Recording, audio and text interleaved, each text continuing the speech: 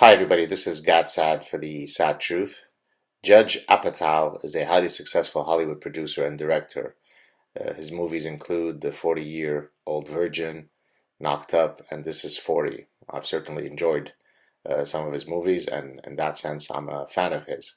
In 2007, he was apparently ranked #1 on Entertainment Weekly's The 50 Smartest People in Hollywood. He has 1.84 million followers on Twitter. Sarah Silverman is a comedian and actress, perhaps best known for being edgy.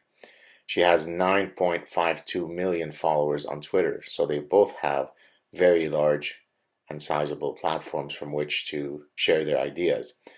They have both joined a growing chorus of individuals demanding that the publisher Simon & Schuster abandon the idea of publishing Milo Yiannopoulos' book on freedom of speech. The irony is lost on them. Last night, I posted an open message on my social portals to Apatow and Silverman, which I shall read here, followed by Apatow's response and my two rebuttals. So here we go. This is my message to them, an open message to Sarah Silverman and Judd Apatow. I'm a Lebanese Jew who escaped the brutality of the Middle East. Freedom of speech is not something that is readily available in that region of the world. Given my personal history and my 22 plus years as a professor, I am intimately aware of the importance of freedom of speech as the foundational right from which all other rights flow. Freedom of speech is so important that I've gone on record defending the right of Holocaust deniers to speak on university campuses. Few things could be more grotesque and a greater affront to historical facts. With that in mind, I would love to have you come on my show to articulate your vision of free speech given your recent positions on Milo. You both possess sizable platforms from which you influence the opinions of innumerable people. I do hope that you'll accept my open invitation. Warm regards, SAAD. I was happy to see that Mr. Apatow was gracious enough to respond to my message via a tweet. He wrote, "It is everyone's right to speak out against companies which support hate speech. He has the right to speak. We have the right to protest." And then I responded with two tweets. "Thanks for the reply. Defeat his ideas and protest them. Sure, putting pressure on book to not publish book is a bad idea." Obviously, I'm restricted here by the 140 characters. That's why there are some articles missing. And then I continued, "You're using a deplatforming strategy. Debate, defeat his ideas. Don't seek to remove his microphone. My invitation stands." So those were his that was his reply to my message, and then my two rebuttals. And now let me just go on with some of my prepared notes. To reiterate, the issue is not whether people have the right to protest Milo's book. Of course they do.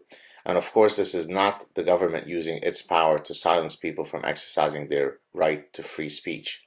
This does not make Apatow's and Silverman's position any less dangerous. This is part of the current zeitgeist in Western countries. Political correctness, vacuous virtue signaling, and a poor understanding of the value of free speech permits all bien-pensants to declare any speech that offends them as, quote, hate speech. Geert Wilders, the Dutch parliamentarian, and many others in Europe have been summoned to court for having criticized Islam. The justification for these legal actions is always hate speech laws. Ezra Levant, the Canadian media personality and lawyer, was summoned in front of a human rights tribunal in Canada for having had the audacity to publish the Muhammad cartoons back in 2006.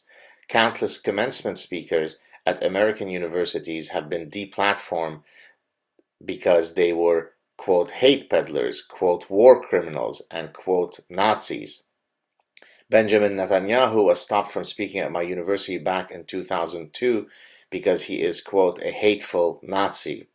Some feminists despise evolutionary psychology because it is, quote, hateful sexism that perpetuates the patriarchy. I could cite innumerable other examples in the West wherein people were stopped from exercising their free speech by other people. In nearly all cases, a hate speech argument is made to justify these actions, and incredibly, such cretins usually argue that they are exercising their freedom of speech to drown out your freedom of speech. Incidentally, if Apatow and Silverman think that Milo is engaging in hate speech, I will invite them to spend a few minutes reading what a certain religion repeatedly states about Jewish people. They are both Jewish, by the way. In those instances, it is not merely genocidal hate that one can find, but repeated and eternal calls for violence. I trust that if Apatow and Silverman are so concerned about the quote hateful rhetoric of Milo, they will soon be turning their attention to sources of hate that are extraordinarily more hateful and dangerous than anything that Milo could ever say or would ever say. Freedom of speech is everything. All of our freedoms flow from this foundational freedom. Apatow, Silverman, and the rest of the confused progressive bien-pensants should be assiduously working on their rebuttals to Milo's ideas rather than seeking to intimidate his publisher into dropping him. Short of a direct call to violence, no speech should ever be suppressed. Let ideas compete in the open marketplace, and may the best ones win. The I believe in free speech, but mindset is an affront to the spirit of freedom of speech. It is the means by which progressive fascists seek to drown the opinions of those with whom they disagree. I would venture that Apatow's and Silverman's mindset is extraordinarily more dangerous than anything that Milo has ever said. To use their terminology, they are being, quote, hateful toward liberty and freedom. My invitation to Mr. Apatow and Ms. Silverman stands. I'd be happy to chat with them on my show, for this is how adults air out their differences in a truly free society. They converse with one another, and then they shake hands once the debate is over. I hope to hear back from them. Have a nice weekend, everyone.